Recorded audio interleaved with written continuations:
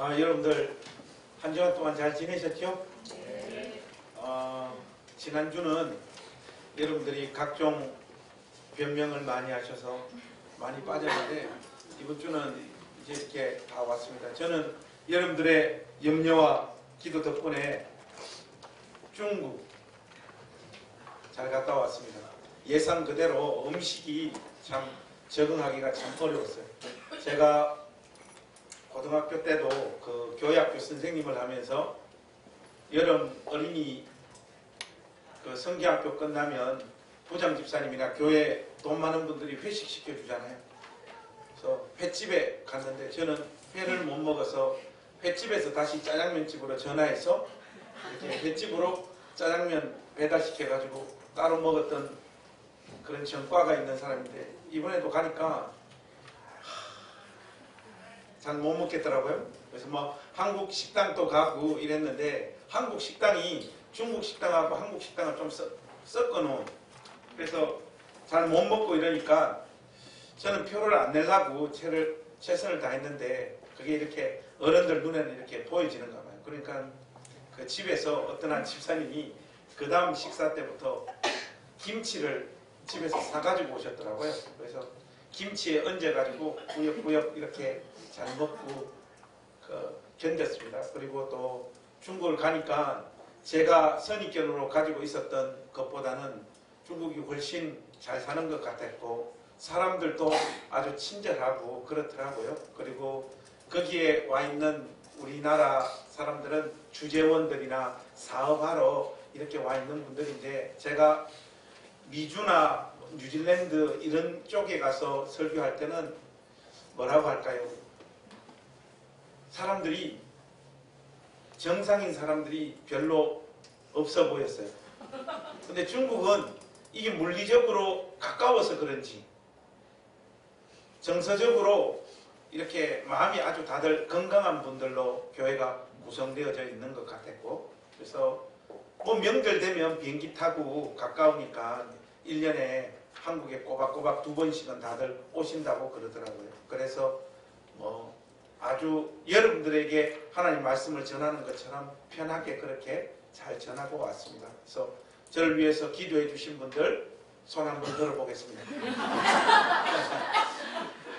기도한 사람 있습니까? 하여튼 손 들라 하면 제가 비참해질 것 같아서 본문으로 바로 넘어가겠습니다. 오늘 여러분들하고 살펴볼 이 바리새인들과 세리의 기도는 이제 개척에서 지금까지 여러분들하고 살펴봤던 비유 설교의 마지막 설교로 마무리 짓겠습니다. 제가 미처 다루지 못한 비유들이 몇 가지 있긴 한데 대부분 다 예수님께서는 신선한 새로운 이야기들을 계속하시는 분이 아니셨어요. 했던 이야기를 또 하시는 분이 예수님이셨고, 그래서 다른 어떤 비유 속에 담겨진 메시지들은 우리가 이제까지 살폈던 한 20개의 비유 속에 다 핵심적인 메시지들이 담겨져 있다. 그렇게 살핀 결과 다음 주부터는 사도행전을 강해하도록 하겠습니다. 이 사도행전이 얼마나 지속되어질지는 모르겠는데 꽤나 많이 지속되어질 것 같아요. 그래서 여러분들 기대를 또 해주시고 오늘 여러분들과 함께 이 누가복음 18장 말씀 함께 나누도록 하겠습니다. 비유 해석이 어려워지는 이유는 성경에서 소개하는 그 비유를 주신 목적에서 이탈해가지고 본문 텍스트에서 자기가 하고 싶은 이야기들을 자꾸 찾고 설명하려고 하다 보니 비유 해석이 어려워집니다. 오늘 이 비유를 주신 목적은 9절에 딱 우리 주님께서 못 박아놓고 있죠. 여러분들 우리 9절 말씀 한번 같이 읽어보실까요? 시작! 또 자기를 의롭다고 믿고 다른 사람을 멸시하는 자들에게 이 비유로 말씀하시되, 이렇게 나와 있습니다. 오늘 이 비유는 자기를 의롭다고 믿고 다른 사람을 멸시하는 사람들에게 주시는 메시지라는 것을 우리가 1차적으로 정리를 해놓고 본문을 살펴야 되겠습니다. 여기서 자기를 의롭다고 믿고 한 이 믿고라고 하는 믿는다는 동사는 헬라어로 완료 분사형이에요. 무슨 말인가 하면 계속해서 사라지지 않고 자리를 잡고 있는 확신을 표현할 때 현재 완료 분사형을 사용합니다. 생각이 여기에 제대로 꽂혀져 있다는 거예요. 자기는 의롭고 의로운 자기의 기준에서 볼 때 다른 사람들, 자기의 기준에 도달하지 못하는 사람들은 계속해서 멸시하고 배척하는 마음의 상태를 가지고 있었던 사람이 바리새인이었다. 성경이 그렇게 말씀하고 있는 겁니다. 한마디로 오늘 이 비유는 자기 자신을 의롭다고 믿고 확신한 상태에서 자기보다 못한 사람들을 멸시하는 사람들에게 주시는 비유입니다. 그런데 문제가 되는 것은 자기 자신을 의롭다고 믿는 사람이 그럴 만해 보이기 때문에 그렇습니다. 우리는 바리새인들 그러면 위선자들이라고 하는 선입견을 가지고 있습니다. 그러나 예수님 당시에 바리새인들에 대한 지식을 여러분들이 조금만 정리하고 가지고 있다면 이런 판단을 함부로 할 수 없는 사람들이에요. 이들은 BC 2세기 중반에 유대주의 안에 있었던 개혁운동을 이끌었던 사람들의 후손들입니다. 평범한 농부들이나 어부들, 소위 말해서 지역 사람들에게 널리 존경받는 사람들이 바리새인들이었어요. 그들의 신앙적인 목표는 다른 것이 아닙니다. 모세의 율법을 현재화시키는 일에 애쓰고 노력했던 사람들이에요. 무슨 말인가 하면 하나님 말씀이 애매한 중립지대에 있을 수 없도록 만든 삶의 모든 영역에 하나님 말씀을 현재화시켜서 적용하려고 몸부림쳤던 사람들입니다. 이들은 구원을 받기 위해 하나님 말씀을 지켰던 사람들이라기보다는 구원에 머무르기 위하여 하나님 말씀을 붙잡고 실험했던 사람들이에요. 그리고 그들은 이것을 단순히 영적인 의미에서만 애쓰고 분투하는 것으로 삼지 않았습니다. 무슨 말인가 하면 이렇게 하나님 말씀대로 살 때 하나님께서 우리 민족을 축복하여 주셔서 로마의 압제로부터 벗어날 수 있는 수단과 방법과 기회를 다시 우리에게 주실 것이다. 이 확신을 가지고 살았던 사람들이 바로 바리새인들입니다. 그들은 신앙적으로도 경건했던 사람들이고 민족을 사랑했던 사람들입니다. 여러분, 이 정도로 살기가 쉽지 않습니다. 이 시대에 이 정도의 생각과 삶의 내용을 간직한 사람들이 우리 교회만 해도 몇 사람이나 되겠습니까? 저 그리고 윤선희 권사님 정도? 나머지 분들은 이 정도 수준으로 살지 못해요. 그러면 도대체 그들의 삶과 기도의 문제점이 무엇이었을까요? 이 부분을 오늘 우리가 정확히 살펴봐야 됩니다. 여러분, 바리새인과 세리, 이들은 자신들의 개인 기도 시간을 위해서 성전을 찾은 사람들이라고 일반적으로 알고 있습니다. 그러나 그렇지 않아요. 이들은 자기의 개인 기도 시간을 위하여 성전으로 올라갔던 사람들이 아니라 공적 예배를 드리기 위하여 성전으로 올라간 사람들이에요. 증거가 한 5개 정도 있습니다. 여러분, 먼저 이들 오늘 본문을 여러분들이 자세히 읽어보면 같은 시간에 공적 예배 장소인 성전으로 올라갔다라고 하는 사실, 그리고 두 번째, 같은 시간에 두 사람이 집으로 돌아오고 있어요. 그리고 세 번째는 성전이라고 하는 공적 예배 장소가 오늘 본문 텍스트에 그대로 언급되어져 있다라고 하는 사실. 그리고 네 번째, 세리가 기도할 때 그 모습을 한번 보세요. 멀리 서서 기도했다라고 하는 표현이 나오고 있죠. 바리새인들로부터 멀리 떨어진 걸까요? 아니면 다른 사람들로부터 멀리 떨어진 걸까요? 저는 개인적으로 후자의 해석이 맞다고 생각합니다. 여하튼 그렇고요. 5번째는 세리의 기도를 보면요, 속죄에 관한 이야기가 등장하고 있습니다.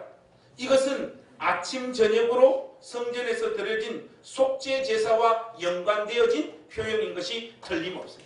그래서 이 바리새인과 세리는 개인 기도 시간에 성전으로 올라갔던 것이 아니라 구약 성경의 제사 드리는 시간, 오늘 우리들의 식의 표현으로 하자면 공적 예배 시간에 바리새인과 세리는 공의 예배에 참석하고 있는 사람들이었다. 그 배경이 그렇습니다. 예수님 당시에는 오전 9시와 오후 3시에 공적인 예배가 있었다고 해요. 예배가 시작되어지면 어떤 일이 벌어집니까? 제사장은 짐승을 잡아 하나님 앞에 드리죠. 속죄 의식입니다.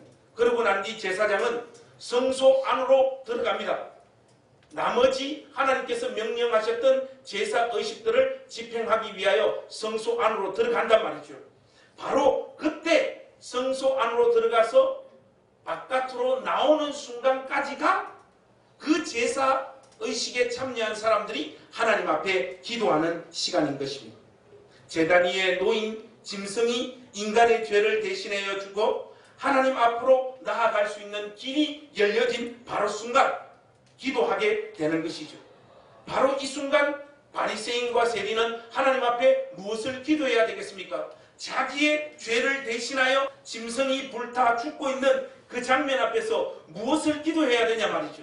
당연히 회개가 아니겠습니까? 회개 이외의 다른 기도가 지금 이 상황에 어떻게 터져나올 수 있냐 말이죠. 근데 여러분, 바리새인의 기도를 한번 보십시오. 18장 11절과 12절에 그 기도의 내용이 나와 있습니다. 11절과 12절 우리 한번 같이 읽으십시다. 시작. 바리새인은 서서 따로 기도하여 이르되 하나님이여, 나는 다른 사람들 곧 토세, 무리, 간음하는 자들과 같이 아니하고 이 세리와도 같이 아니함을 감사하나니 나는 일에 2번씩 금식하고 또 소득의 11조를 드리나이다 하고. 여러분, 이 바리새인의 기도를 가만히 살펴보십시오. 그의 기도 속에는 회개가 존재하지 않습니다. 분위기 파악을 바리새인은 전혀 하지 못하고 있는 것이에요. 자기 자신을 하나님 앞에 세우지 않습니다. 그의 의로운 삶에 행여나 묻어있는 죄악의 흔적으로 인한 탄식이 바리새인의 기도에는 등장하지 않는 것이에요. 지금은 바로 그것을 보고 통회하는 시간인데도 불구하고 바리새인은 그렇게 하지 않습니다. 그의 기도는 철저하게 자기보다 의롭게 살지 못한 세리와의 비교 위에서 오는 우월감, 내가 너보다는 나은 인간이다, 그것을 감사하고 있습니다. 여러분, 감사기도라고 하는 것은 우리에게 감사거리를 제공하신 대상에게 감사의 내용을 밝히며 진심으로 그 마음을 전달하는 것이죠. 그러나 바리새인의 이 감사의 기도를 보면 문법적으로도 5번이나 1인칭 단수 대명사를 5번이나 사용하고 있는 것을 볼 수 있어요. 무슨 말입니까? 자기 자신을 기도의 주된 내용과 주제로 삼고 있는 것입니다. 이런 것이 바로 바리새인이 몸담고 있었던 유대주의의 인식이었어요. 이렇게 계속해서 기도하고 예배드리면서 자기들의 길이 옳다고 확신하고 있는 것이죠. 무엇보다 오늘 이 본문은 예수님께서 교훈을 주시기 위하여 바리새인과 세리의 기도를 의도적으로 대조시키거나 과장되게 표현하고 있는 것이 아닙니다. 상당히 역사성을 담보하고 있는 기도의 내용들이라는 거예요. 여러분, 탈무드에 BC 1세기에 등장하는 유대인들, 특히 바리새인들의 기도 한 편 여러분들에게 소개하겠습니다. 이 오늘 본문과 이 탈무드에 등장하고 있는 이 기도를 한번 비교해 보십시오. 오 주님, 저로 하여금 거리에 앉은 자들과 함께 앉지 않고 배움의 자리에 앉은 자들과 함께 앉아 있게 됨을 당신께 감사드립니다. 초장부터 벌써 재수가 없잖아요. 저도 부지런하고 그들도 부지런합니다. 저는 토라에 대해 부지런하고 그들은 한순간의 가치밖에 없는 것들을 위하여 부지런합니다. 저도 피곤하고 그들도 피곤합니다. 그러나 저는 저 자신을 위해 땀을 흘리기 때문에 이익을 얻었으나 그들은 아무리 피곤하게 일해도 아무런 소득이 없나이다. 저도 달리고 그들도 달립니다. 그러나 저는 장차 올 세상의 삶을 향하여 달리고 있으나 그들은 멸망의 구덩이를 향해 달립니다. 여러분, 너무나 유사하고 비슷하지 않습니까? 그들의 기도 속에는 하나님의 요구를 온전히 수행하고 있다고 하는 자신감, 아니 그 이상을 수행하고 있다고 하는 자신감이 깔려있고, 동시에 삶의 수준이 그들의 근처에 오지 못하는 세리들은 다른 사람들을 향한 멸시가 담겨져 있습니다. 그들은 하나님 앞에 나아오는 모든 인생들이 드리는 예배의 본질, 그 제사의 본질이었던 모든 인간은 하나님 앞에서 용서받아야 할 존재임을 자각하고 있지 못하는 것이에요. 그 이유가 아이러니하게도 자신들의 선한 행위 때문인 것입니다. 하나님께서 요구한 대로 다 살았기 때문에 우리는 회개할 것이 없지 않느냐, 이 자신감이 바리새인들의 기도 속에 담겨져 있는 것이죠. 여러분, 가만히 한번 보십시오. 바리새인들이 생각하는 죄의 기준은요, 거의 전부 다 사회적 기준에서 말하는 범죄를 말하고 있습니다. 여러분 오늘 본문 말씀 한번 보세요. 11절 말씀 보시면 바리새인은 서서 따로 기도하여 이르되 하나님이여 나는 다른 사람들 곧 토색, 불의, 간음하는 자들과 같이 아니하고 이 세리와도 같이 아니함을 감사하나이다. 그렇게 말하고 있잖아요. 하나님 앞에서의 죄는 계명의 준수를 하나님께서 요구하시는 수준대로 이행할 수 있는 존재는 아무도 없다라는 사실을 인식할 때 죄가 무엇인지 알게 되어집니다. 율법의 1차적인 목적은 죄를 깨닫게 하시는 것이지 이 말씀대로 살 수 있다라고 하는 자신감을 표현하고 그대로 사는 것이 아님을 알아야 되는데 바리새인들은 그것을 알지 못하고 있는 것이에요. 여러분 하나님 앞에서 가장 큰 죄는 다른 것이 아니에요. 하나님 무엇이든지 말씀하십시오. 제가 하나님 말씀하는 대로 살아서 하나님의 마음을 시원케 하고 하나님의 기쁨의 대상이 되겠나이다라고 표현하는 것이 가장 악질적인 죄라는 것을 여러분들이 아셔야 됩니다. 하나님께서 원하시는 것은 상한 심령이지 비장한 각오를 근거로 자신감을 표출하고 그대로 살아내겠다고 몸부림치는 것이 아닙니다. 교회사의 역사에도 보면 이런 분들이 꼭꼭 몇 사람들이 있고 교회에서도 이런 분들이 종종 나옵니다. 스코틀랜드를 나에게 주옵소서. 그렇지 않으면 죽음을 주옵소서. 존 낙스 장로교의 스코틀랜드 장로교의 대부라고 할 수 있는 존 낙스의 기도 아닙니까? 스코틀랜드를 나에게 주옵소서. 그렇지 않으면 죽음을 주옵소서. 그래서 주님이 죽음을 주셨어요. 바리새인은 이것을 모르고 있는 것입니다. 자, 그들이 그렇게 철저하게 지켰다고 하는 것이 또 무엇입니까? 그렇게 다른 사람들을 멸시하면서 바리새인들이 하나님 앞에 감사함과 동시에 자기들의 우월함의 근거가 무엇입니까? 12절에 나와 있잖아요. 나는 일에 2번씩 무엇을 하고요? 금식하고 또 소득의 11조를 드리나이다. 자기가 하나님 앞에서 행한 이 금식과 11조를 감사의 제목으로 자랑의 근거로 제시하고 있습니다. 이것도 꼼꼼히 살펴보면 자기들의 해석 기준에서의 온전한 지킴이지 하나님께서 의도하신 것과는 거리가 먼다는 것을 우리가 알 수 있습니다. 자기들 딴에는 구약의 정통한 지식을 가지고 있다라고 이야기하지만 금식과 11조에 관한 인식을 보면 지극히 피상적인 수준에 머물러 있었고 그 피상적인 인식에 머물러 있었던 그것을 철저하게 지켰던 사람이지 하나님이 의도하셨던 금식과 11조의 정신을 제대로 구현한 사람들은 아니었던 것입니다. 여러분 금식이 무엇입니까? 우리 한번 말씀 찾아서 확인해 보십시오. 이사야서 58장으로 한번 넘어가 보십시오. 이사야서 58장 3절에서부터 우리 한번 교독하겠습니다. 12절 말씀까지 제가 이사야 58장 3절 한번 읽겠습니다. 여러분들이 4절 읽으시고 우리 교독하겠습니다. 우리가 금식하되 어찌하여 주께서 보지 아니하시오며 우리가 마음을 괴롭게 하되 어찌하여 주께서 알아주지 아니하시나이까. 보라 너희가 금식하는 날에 오락을 구하며 온갖 일을 시키는도다. 보라 너희가 금식하면서 음식하며 다투며 악한 주먹으로 치는도다. 너희가 오늘 금식하는 것은 너희의 목소리를 상달하게 하려는 것이 아니라 이것이 어찌 내가 기뻐하는 금식이 되겠으며 이것이 어찌 사람이 자기의 마음을 괴롭게 하는 날이 되겠느냐. 그의 머리를 갈대같이 숙이고 붉은 배와 재를 펴는 것을 어찌 금식이라 하겠으며 여호와께 연락될 날이라 하겠느냐. 내가 기뻐하는 금식은 흉악의 결박을 풀어주며 멍에의 줄을 풀어주며 앞에 나가는 자를 자유하게 하며 모든 멍에를 꺾는 것이 아니겠느냐. 또 줄인 자에게 내 양식을 나누어 주며 유리하는 빈민을 집에 들이며 헐벗은 자를 보면 입히며 또 내 골육을 피하여 스스로 숨지 아니하는 것이 아니겠느냐. 그리하면 내 빛이 새벽같이 있을 것이며 내 치유가 계속할 것이며 내 공의가 내 앞에 행하고 여호와의 영광이 내 뒤에 호위하리니 내가 부를 때에는 나 여호와가 응답하겠고 내가 부르짖을 때에는 내가 여기 있다 하리라. 만일 내가 너희 중에서 멍에와 손가락질과 허망한 말을 제하여 버리고 주인 자에게 내 심정이 동하며 괴로워하는 자의 심정을 만족하며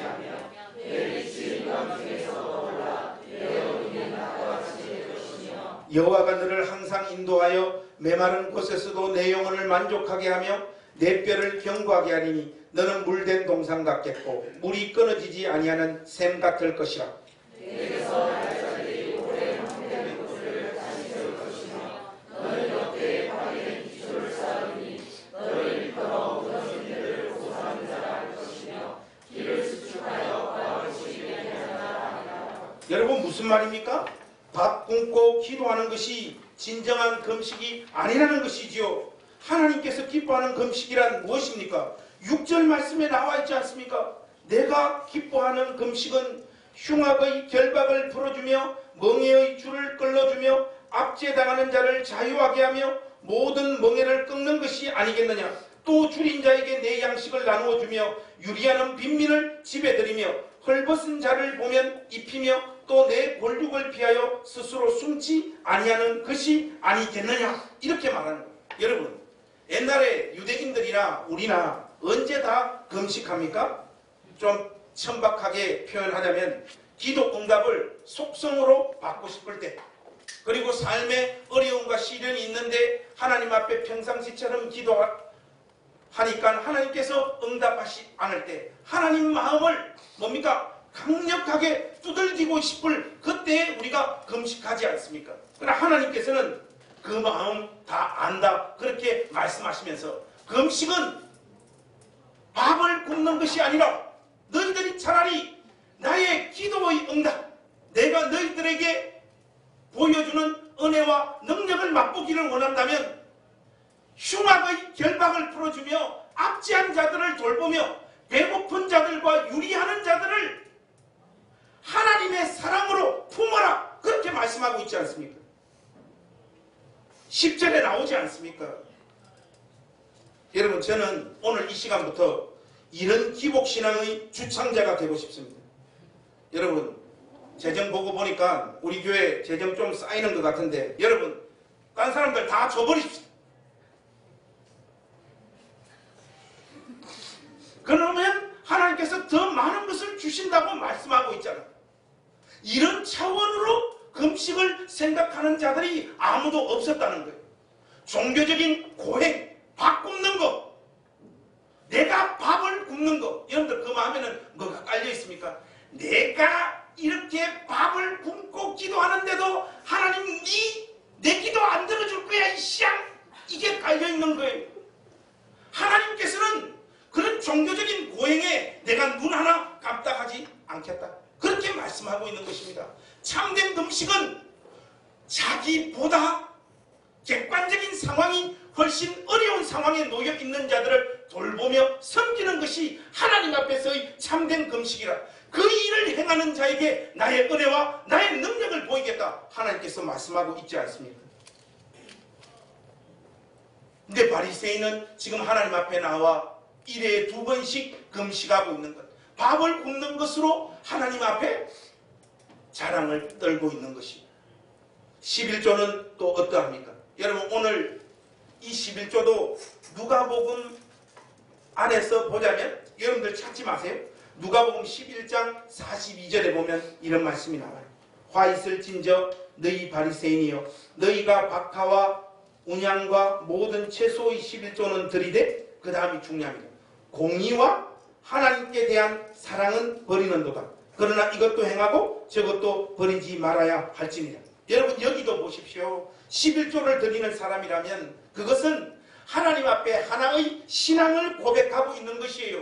돈을 갖다 내는 것이 11조가 아니고 돈을 내는 것은 하나님 나는 이제 내 삶 속에 공의를 행하며 하나님을 더 사랑하는 사람이 되겠습니다 하는 고백이란 말이죠. 이런 고백과 공의의 삶은 자기 삶 속에 하나도 없으면서 내가 수고하고 애써서 번 그 돈의 11조를 하나님 앞에 드렸다. 여러분 그런 식의 11조는 하나님 앞에서 아무런 소용이 없다라고 예수님께서 분명히 말씀하고 있지 않습니까? 그런데 바리새인은 바로 이 11조를 행한 것, 그것을 철저히 행한 것을 하나님 앞에서 자랑 떨고 있는 것이에요. 이 바리새인들의 아주 엄격한 사람들은 11조도 아주 별나게 했다고 하더라고요. 그래서 어떤 목사님들이나 설교자들은 이런 말을 하는 사람들을 봤어요. 11조로는 부족하다. 철저한 11조는 엄밀히 말하면 12조나 13조쯤 된다. 여러분, 이런 인간들은 다 사기꾼들입니다. 율법의 본질을 이해하지 못하고 있는 거예요. 이렇게 하나님 말씀을 제대로 이해하지 못하는 열심은 반드시 다른 사람들을 멸시하게 되어져 있습니다.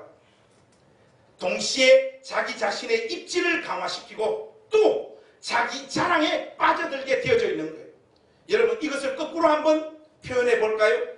자기 자랑에 매진하면서 다른 사람들을 정죄하고 비교해서 어깨에 힘을 넣는 인간들은 거의 다 하나님 말씀을 제대로 이해하지 못하고 있는 사람들입니다. 그들이 하나님 앞에서 그 아무리 열심히 신앙생활을 한다고 할지라도 그들의 하나님 말씀에 대한 이해는 잘못되어져 있는 것이에요. 하나님께서 기뻐하시는 삶의 모습도 아닐 뿐더러 하나님께서 일하시는 이 방식은 절대로 바리새인들이 말하는 것과 동일하지 않습니다. 여러분, 우리의 부름과 우리의 객관적인 모습을 말씀 가운데서 한번 확인해 보십시다. 고린도전서 1장으로 한번 가십시다. 고린도전서 1장 26절에서 29절 말씀. 고린도전서 1장 26절에서 29절. 제가 26절 말씀 읽겠습니다. 형제들아, 너희를 부르심을 보라. 육체를 따라 지혜로운 자가 많지 아니하며 능한 자가 많지 아니하며 문벌 좋은 자가 많지 않았도다. 하나님께서 세상에 미련한 것들을 택하사 지혜 있는 자들을 부끄럽게 하려 하시고 세상에 악한 것들을 택하사 강한 것들을 부끄럽게 하려 하시며 하나님께서 세상의 천한 것들과 멸시받는 것들과 없는 것들을 택하사 있는 것들을 폐하려 하시나니 이는 아무 육체도 하나님 앞에서 자랑하지 못하게 하려 하십니다. 여러분, 결론이 무엇입니까? 29절이에요. 이는 아무 육체도 하나님 앞에서 자랑하지 못하게 하려 하십니다. 여러분, 오늘 우리의 부름을 보면요, 객관적인 잣대와 기준에서 볼 때, 아니 세상적인 글로벌 스탠다드로 우리의 삶을 갖다 붙일 때 우리의 문벌이나 우리의 삶의 성취나 우리의 인격이나 자랑할 만한 것이 우리 가운데 뭐가 있습니까? 우리 교회에서 제일 선하고 착하고 인격의 최정점을 찍고 있는 제가 대표 선수로 나간다 하더라도 어디에 누구하고 견주어서 이길 수 있냐 이 말이에요. 인간의 가장 큰 성취와 자랑거리도 하나님께서 베푸시는 은혜의 가장 작은 것보다 못합니다. 고린도 교회가 가지고 있었던 가장 큰 문제점이 무엇이었습니까? 자기들에게 준비되었던 남다른 그 무언가가 있었기 때문에 우리 교회는 하나님으로부터 주어지는 은사가 흘러 넘치고 있다라고 하는 이 인식이었어요. 근본적으로 고린도 교회는 기독교 신앙을 오해하고 있었던 것입니다. 기독교 신앙의 본질은 내가 다른 사람들보다 더 능력이 있음을 증명하는 것도 아니고 탁월한 성취를 나팔부는 것도 아니고 타인들과의 객관적인 비교를 통한 우월감을 맛보는 것도 아닙니다. 기독교 신앙의 본질은 자원하여 억울해지는 것이요 지는 것이고 손해보는 것입니다. 그런데 여러분, 오늘 우리의 기도가 집중되어지고 있는 그 기도의 내용의 핵심이 무엇입니까? 나는 능력이 없사오니 하나님 아버지의 능력으로 이 세상에서 보란듯 살 수 있는 삶의 여건과 환경을 만들어 달라는 거 아니에요. 그러니까 여러분들은 하나님 앞에 간절히 기도하지만 일평생 어떤 의미에서 기도 응답이 여러분 삶을 전혀 찾아오지 않습니다. 하나님은 하나님 말씀을 제대로 이해한 신자들의 입에서 어떤 기도가 하늘로 올려지기를 소망하십니까? 하나님, 그리스도께서 내게 베푸신 그 은혜, 이미 하늘에 속한 모든 신령한 은혜를 다 맛본 자로서 이 땅에서 억울한 삶을 짊어지기를 원합니다. 자발적으로 쉬기를 원합니다. 손해보는 자리로 나아가기를 원합니다. 저는 이 세 개를 탁탁탁 하면 눈물을 흘리고 여기서는 아멘이 터져나오고 그럴 줄 알았는데 우리 교회는 목사와 성도 간에 이 마음이 잘 맞지가 않아요. 우리는 어쨌든 이 싸움은 하지도 않고 거의 다 바리새인의 길을 비판하지만 바리새인의 길을 걸어가고 있지 않습니다. 부부싸움을 해도 꼭 마지막 말은 내가 해야지 직성이 풀리는 인간들이 우리잖아요. 상대방에게 마지막 바른 기회를 주는 것은 패배라고 생각하며 사는 것이 우리의 본질 아닙니까? 오늘날 교회들의 모습도 한번 보십시오. 교회들이 대부분 누가 잘하나 이 대회를 열고 있는 것 같아요. 제가 최근에 웹상에서 읽었던 아주 열받는 글이 한 편이 있었어요. 여러분들하고 함께 나누기를 원합니다. 여러분 한번 잘 들어보세요.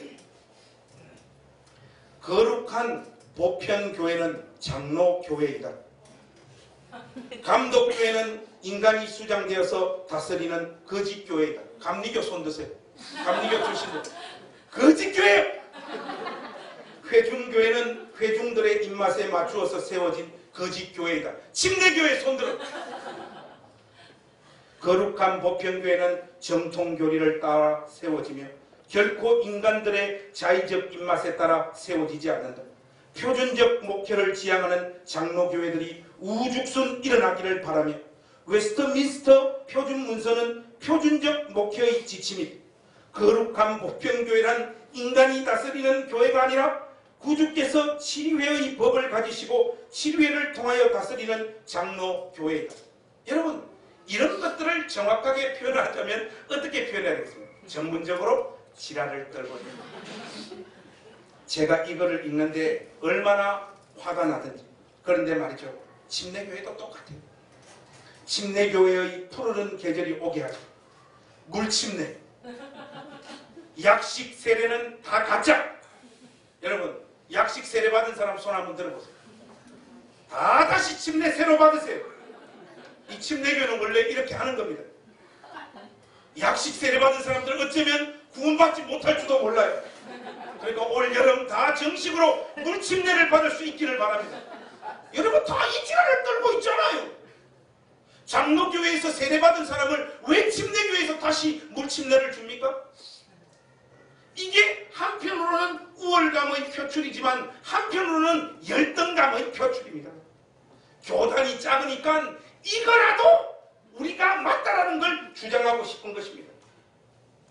우리는 자신의 탁월함을 증명하기 위해 누군가를 짓밟거나 부정하는 방식을 사용하는 자리로 부름받는 사람들이 아닙니다.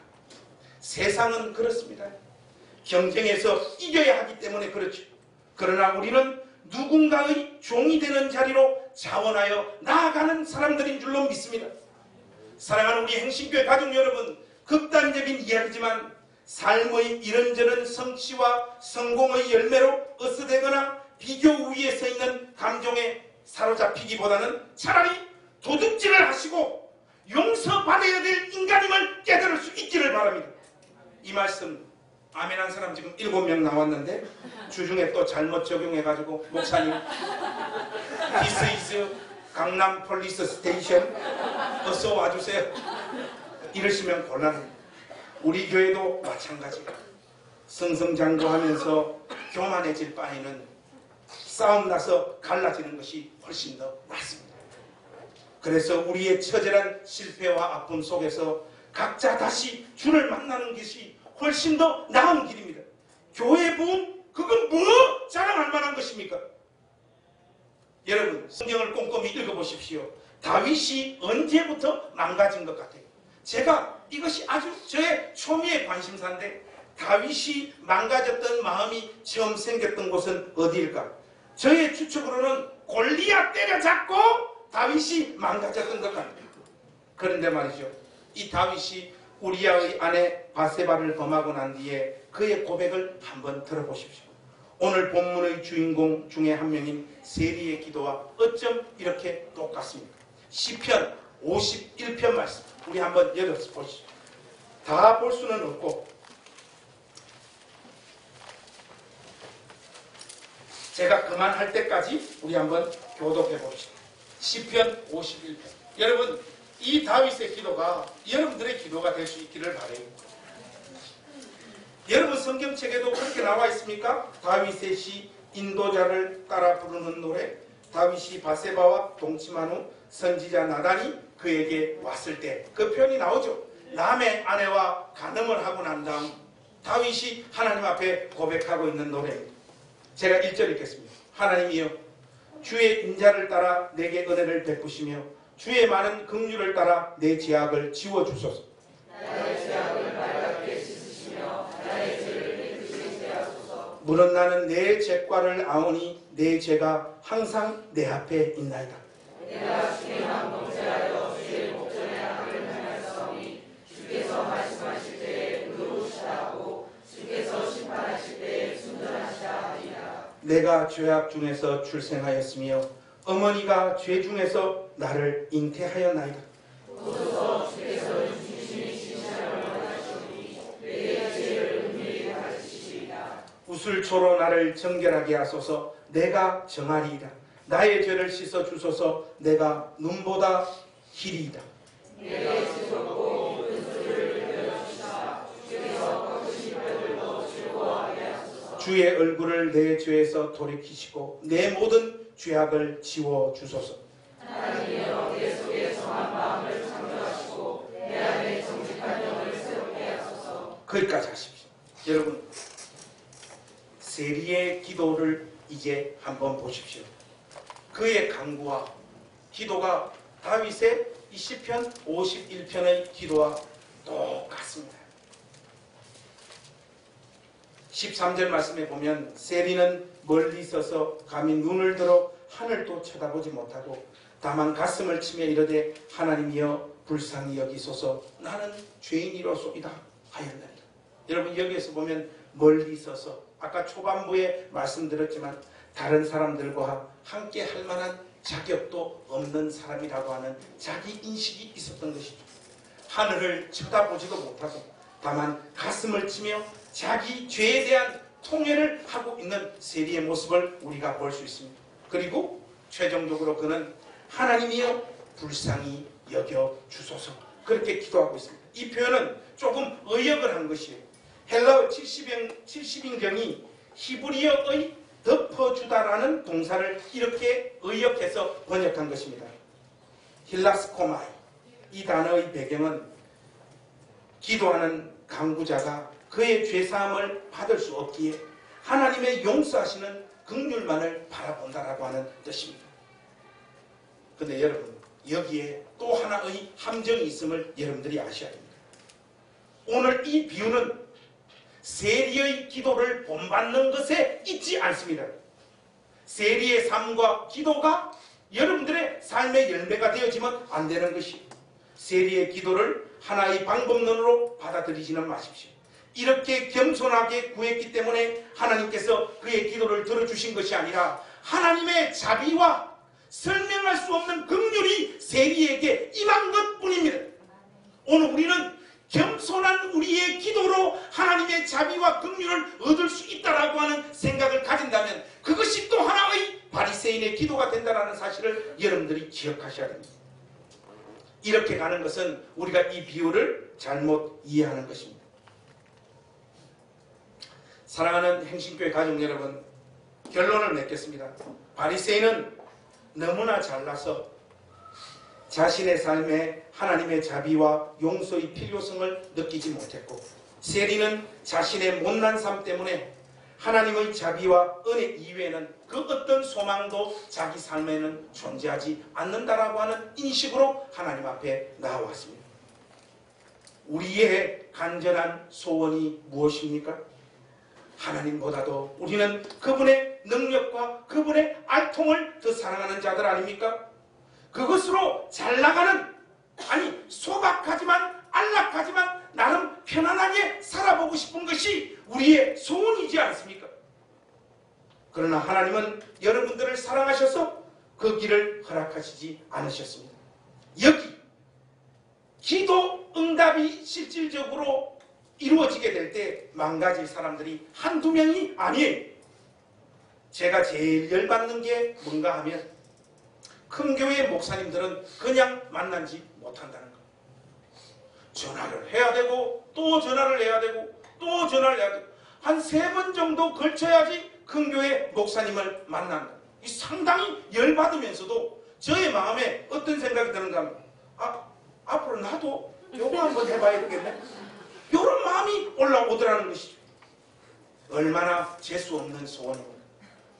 우리의 기도에 뭐가 그렇게 거룩한 것들이 담겨져 있겠습니까, 여러분? 그저 다른 사람보다 더 나은 조건과 환경 속에서 살게 해달라는 것이죠.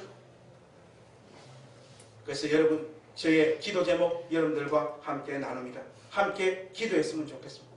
하나님, 바로 옆에 있는 길복교회와 우리 교회의 예배당이 바뀌게 하여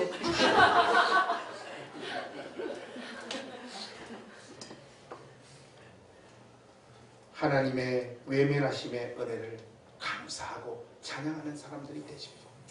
하나님이 여러분들 기도 안 들어줘서 여러분들이 하나님을 아버지로 섬기는데 무슨 그런 심각한 어려움과 답답함이 있습니까?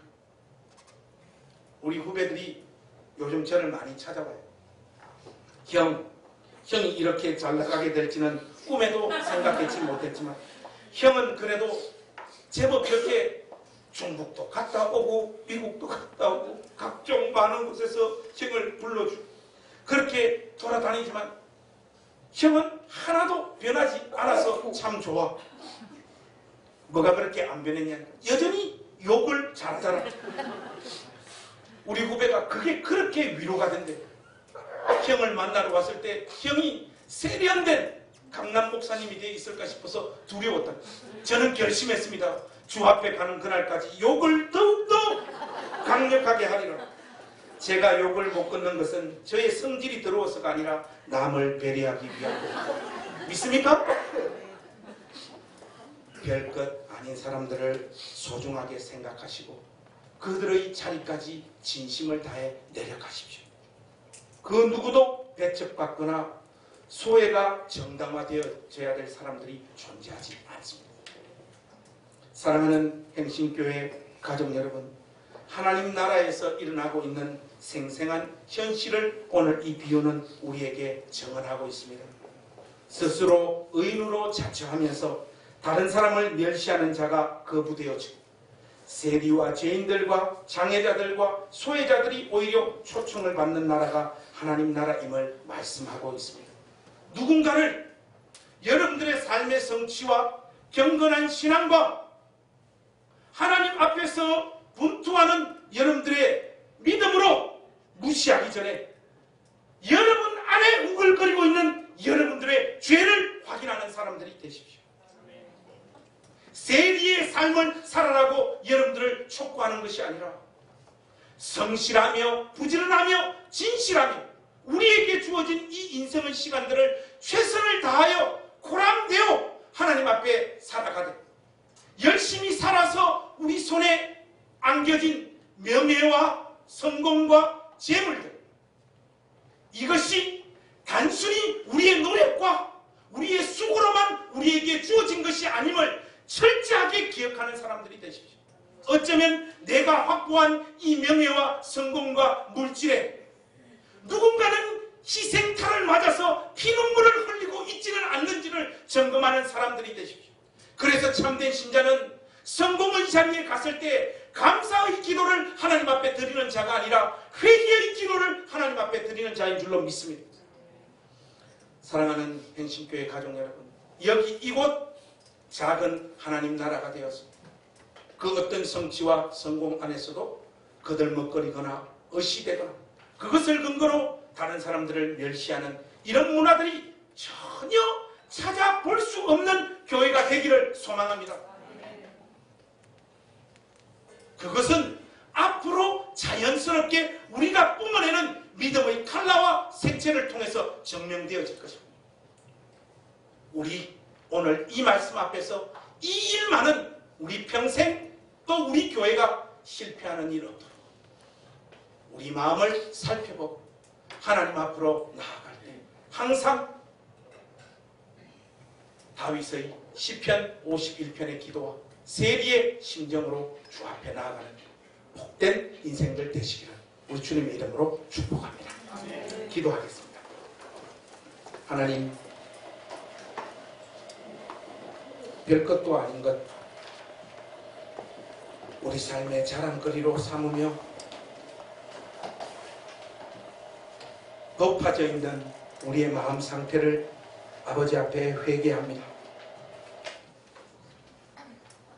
오늘 우리의 진정한 자랑이 무엇인가를 확인하게 하시고, 하나님 행여 우리의 형제, 아니 믿지 않는 어떤 사람들을 향한 우월감이 우리 마음 가운데 찾아와 있지 않는지 이 말씀 앞에 점검해 보기를 원합니다. 저 사람은 왜 저렇게 게으르게 살아서 삶이 어렵나? 저 사람의 신앙은 늘 왜 저 모양 저 꼴인가? 하나님, 이런 식의 비아냥과 조소와 비교하는 마음들이 우리 마음 가운데서 종식되어지는 그 은혜를 주시옵소서. 우리의 실체와 우리의 죄를 생생하게 확인하며 일평생 상한 심령으로 주 앞에 서 있는 믿음의 사람 되기를 소망합니다. 그 은혜를 우리에게 허락하여 주시옵소서. 예수님의 이름으로 기도합니다. 아멘.